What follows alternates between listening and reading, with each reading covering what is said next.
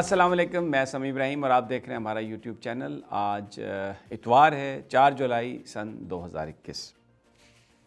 بڑا شہر میں چرچا چل رہا ہے ایک ڈرون کا، جو بھارت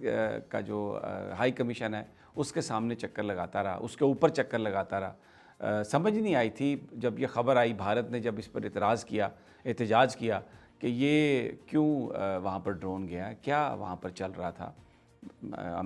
ہائی کمیشن میں کہ جس کی ڈرون نے کوئی جاسوسی اس کی کرنی تھی۔ تھوڑی سی جب تحقیق کی، جب پتہ چلایا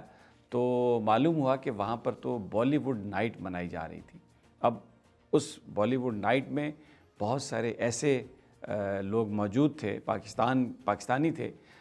جن کی بڑی شہرت ہے، جو کشمیر کے معاملے پر بڑا ایک پوائنٹ آف ویو رکھتے ہیں، اور ہمیشہ سے وہ ان میں صحافی بھی تھے،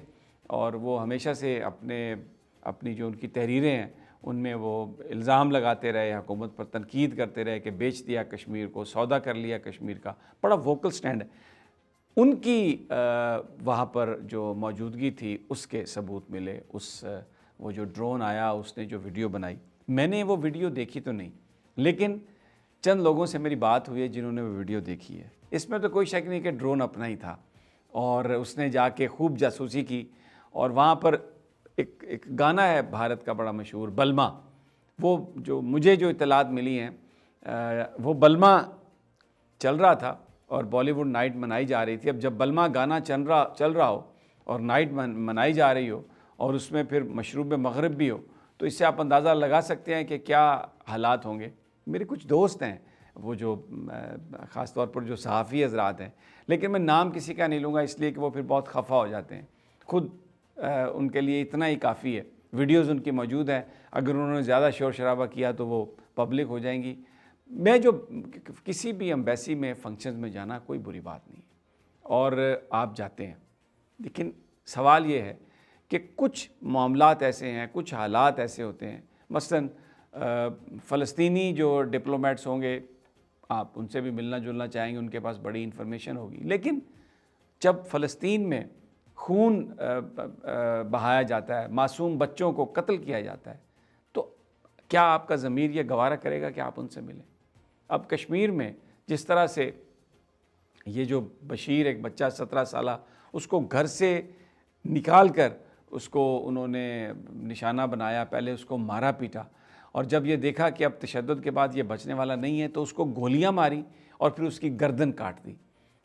یعنی ذبح کر دیا اس کو، اور یہ کہا کہ جناب یہ تو دہشت گرد تھا، کوئی اس کا تعلق نہیں، only 17 ایئر اولڈ میٹرک کا اسٹوڈنٹ، اور اس کے بھائی کو بھی مارا۔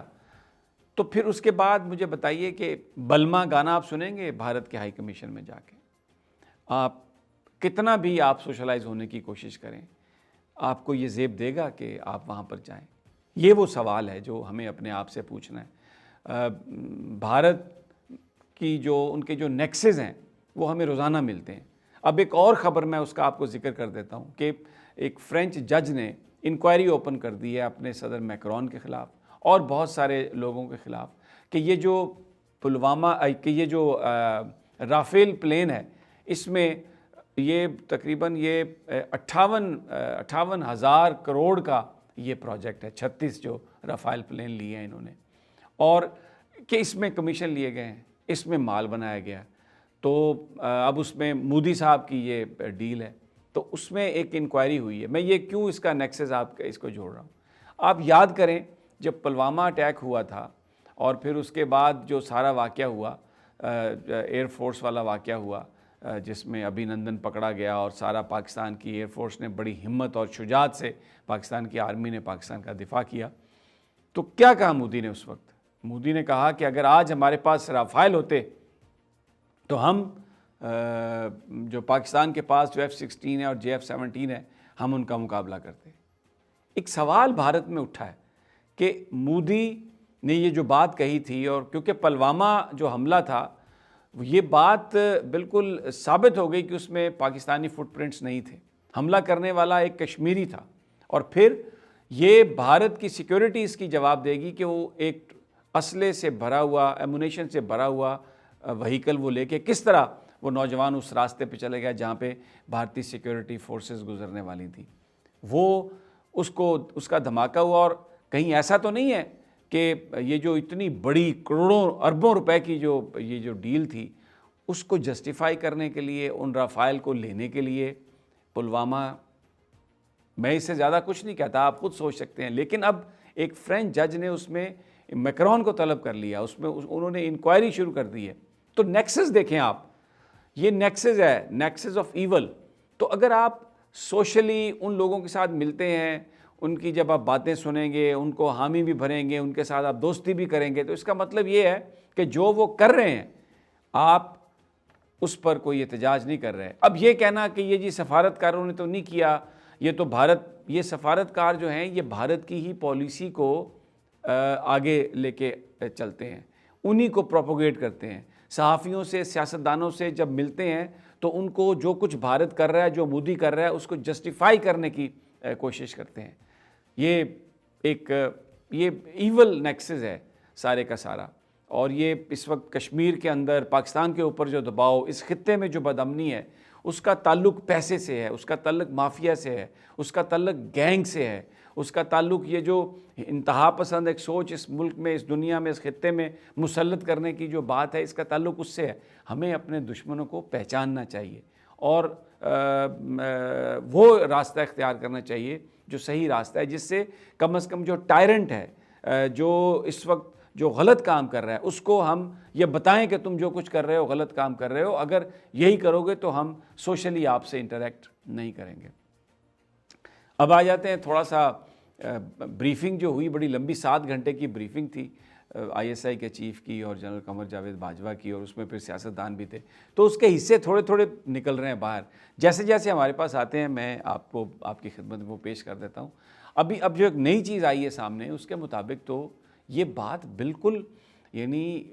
روز روشن کی طرح عیاں ہو گئی ہے کہ مسلم لیگ نون کے جو قائدین ہیں، چاہے وہ شریف صاحب تھے، ان کی فیملی، یا جو دوسرے لوگ ہیں، خواجہ آصف صاحب ہیں، ایاز صادق صاحب ہیں، یا احسن اقبال صاحب ہیں، وہ تو مسلسل جو فوجی قیادت ہے اس کے ساتھ رابطے میں ہیں، کیونکہ وہ جو میٹنگ ہے اس میٹنگ میں یہ کہا جنرل قمر جاوید باجوہ نے احسن اقبال صاحب سے کہ کب ہمیں بتائیں کب نون لیگ والوں نے ہم سے ملنے کی کوشش کی تو ہم نے انکار کیا ہو، ہم تو ہمیشہ حاضر ہیں اور سب کچھ آپ کے ساتھ کرنے کے لیے تیار ہیں۔ لیکن ایک بات جو انہوں نے بڑی کھل کر کہی، انہوں نے کہی کہ آپ لوگ اداروں پر تنقید کرتے ہیں، آپ انڈیویجولز کے حوالے سے جو مرضی کہیں، جو اداروں پر تنقید کرتے ہیں ان کی معافی نہیں ہو سکتی۔ اور پھر عذرائے تفنن جس وقت یہ بات ہو رہی تھی تو پیچھے فواد چودھری صاحب بھی کھڑے تھے، تو جنرل قمر جاوید باجوہ نے کہا کہ ذرا احتیاط سے بات کریں،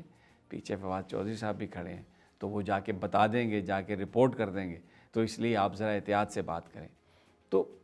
ایک بات سمجھ میں آئی کہ اور پھر یہ کہا جنرل قمر جاوید باجوہ نے نون لیگ کے قائدین سے کہ جتنا خیال اور جتنا احترام نواز شریف کا اور ان کی فیملی کا ہم نے کیا ہے، اس کی کبھی ماضی میں کوئی مثال ہی نہیں ملتی، اور بہت زیادہ، لیکن اداروں پر تنقید ہم برداشت نہیں کر سکتے۔ ذاتی حوالوں سے جو کچھ بھی ہے وہ برداشت کیا جا سکتا ہے، لیکن اداروں پر تنقید برداشت نہیں کر سکتے۔ تو یہ شریف صاحب ویسے تو یہ باہر رولا یہ ڈالا ہوا ہے کہ جی ہمیں نکال دیا گیا، ہمیں فوج نے ایسا کر دیا۔ قیادت جب ان کی یہ کہتی ہے قائدین کو کہ ہم نے ہمیشہ آپ کا خیال رکھا، تو وہ آگے سے لاجواب ہو جاتے ہیں، اس بات کی تردید نہیں کرتے۔ تو اس کا مطلب یہ ہے کہ یہ جو ساری گفتگو ہے، یہ جو سارا پروپیگنڈا ہے، اور کہ جی ہم ملیں گے نہیں اور ہم نہیں مل رہے، اور یہ سلیکٹرز نے یہ کر دیا اور سیولین لیڈ رول ہونا چاہیے، تو یہ ہاتھی کے دانت دکھانے کے اور کھانے کے اور یہ تو اس بریفنگ نے جہاں پر افغان سچویشن، کشمیر کی سچویشن، بھارت کی سچویشن کے بارے میں بتایا، وہاں پر لوگوں کو پتہ چلا شریف خاندان کے جو ان کے ساتھ تعلقات ہیں، جس طریقے سے یہ گفتگو کرتے ہیں، اس سے بھی پردہ اٹھ گیا۔ بہرحال یہ ایک ایسی انفارمیشن تھی، میرا خیال میں نے سوچا کہ میں آپ کے ساتھ شیئر کروں۔ اب جو بڑی ڈیولپمنٹ ہے، بلاول بھٹو صاحب بھی امریکہ جا رہے ہیں۔ اب جناب آپ نے اب کوئی معمولی کام تو نہیں ہے، چھٹیاں گزارنے تو نہیں جا رہے، اس وقت آپ ماحول دیکھیں، وہ آزاد کشمیر میں الیکشن کیمپین اپنی پارٹی کی لیڈ کرنی ہے انہوں نے، اور 25 جولائی کو وہاں پر الیکشن ہے۔ تو یہ 3 ہفتے الیکشن میں رہ گئے ہیں اور وہاں پر ایک بڑا مارکا ہے، اور وہ امریکہ جا رہے ہیں۔ تو پھر اس کا مطلب ہے کہ کشمیر کے الیکشن سے کوئی زیادہ اہم بات ہے امریکہ میں کوئی اہم بات ہے۔ دوسری آپ بات لے لیں، فوری طور پر بختاور صاحبہ بھی آئی ہیں دبئی سے، اور بلاول صاحب بھی اسلام آباد سے کراچی پہنچے ہیں کہ آصف علی زرداری صاحب بیمار ہیں، بیماری شدید ہے، تو بلڈ پریشر ہائی اور دوسرا یہ وہ، چلیں کچھ ان کی حالت سنبھل گئی ہوگی، ابھی تک وہ ہاسپٹل میں ہیں۔ تو پھر اتنا زیادہ جس وقت دباؤ ہے تو ان حالات میں امریکہ وہ جا رہے ہیں تو کیا کرنے جا رہے ہیں امریکہ؟ اور پھر خاص طور پر جب جنرل قمر جاوید باجوہ اور DGISI کے ساتھ ان کی ایک بریفنگ میں انہوں نے شرکت کی، اس میں بہت ساری اہم باتیں آپ کے ساتھ شیئر کی گئی ہوں گی، آپ کے سوال و جواب تھے، پوری پاکستان کی پریورٹیز جو ہیں وہ سامنے آئیں۔ تو اب وہاں پر آپ جا رہے ہیں اور وہاں پر ڈیفینیٹلی حسین حقانی صاحب ہیں جو پیپلز پارٹی کے زمانے میں پاکستان کے وہاں پر سفیر تھے۔ حسین حقانی صاحب ان کے نظریات سے آپ کو اختلاف ہو سکتا ہے، ان کی گفتگو سے آپ کو اختلاف ہو سکتا ہے، لیکن ان کے جو کنیکشنز ہیں امریکنز کے ساتھ، وہ خود بھی ایک تھنک ٹینک میں ہے اب، لیکن اور خاص طور پر یہ جو ڈیموکریٹک ایڈمنسٹریشن ہے اس سے جو ان کے رابطے ہیں جان کیری کے ساتھ، جو بائیڈن کے ساتھ، یہ جو سیکریٹری ہیں بلنکن، ان کی جو ہائرنگ تھی وہ جان کیری نے کی تھی، اور یہ جو آتھر کیا تھا جان کیری نے اور جو بائیڈن نے کیری لوگر بل، اس میں حسین حقانی کی بہت زیادہ ان پٹ تھی پاکستان اور امریکہ کو ایک دوسرے کے قریب لانے میں۔ جس وقت وہ وہاں پر سفیر تھے ان کی بہت زیادہ ان پٹ تھی، اور جو F-16 پاکستان کو ملے اس میں کوئی شک نہیں کہ پاکستان کی فوج، پاکستان کی وزارت خارجہ، ان سب کی کنٹریبیوشن تھی، لیکن یہ بھی حقیقت ہے کہ اگر وہاں پر حسین حقانی صاحب کی ڈپلومیسی نہ ہوتی تو شاید کامیابی نہ ہوتی۔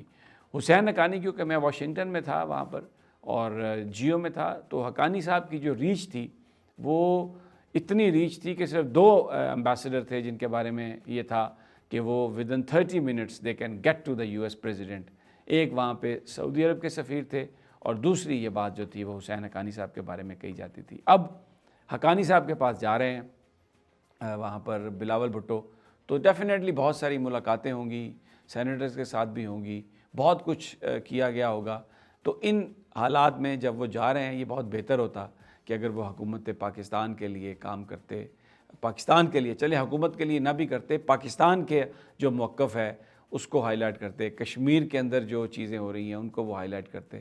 بہرحال وہاں پر جب پہنچتے ہیں دیکھتے ہیں کیا ہوتا ہے کیا نہیں ہوتا، یہ ایک بڑی ڈیولپمنٹ ہے، اور جیسے جیسے ہمارے پاس انفارمیشن آئے گی آپ کے ساتھ شیئر کریں گے۔ اجازت دیجیے، اگلی ویڈیو تک اللہ نگہبان۔